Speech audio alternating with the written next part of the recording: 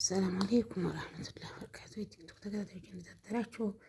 ደህና አደራችሁ? ይኸውላችሁ ይሄ ማለት ነው ያ ቅቤውን ይዞ ያደረው ውሃ እዩት፣ ቆሻሻው እንዴት እንደሆነ ተመልከቱ። የእቃው ጥቁር ሰማያዊ ነጭ ቢሆን ጉድ ታየው ነበር። ይሄን ይመስላል ደግሞ ረግቶ ሰላይ ስፍፍ ብሎ ያደረው ማለት ነው። ይኸው ያ ማታ እንትን ያልኩት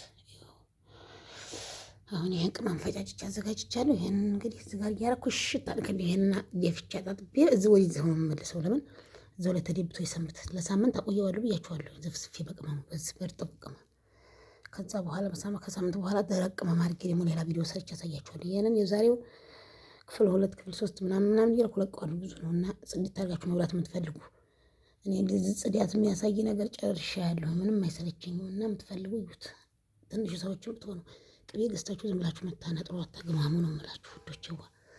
እና ይሄ እቃው ጥቁር ስለሆነ ቆሻሻውም ጥቁር እቃውም ጥቁር ስለሆነ በደንብ አይታያችሁም እንጂ በጣም ቅፍፍ ይላል። ይሄ እንዳልኳችሁ የፈላ ውሃ ጨምሬ ቅቤውን አቅልጬ ፍሪጅ ያሳደርኩት አለ።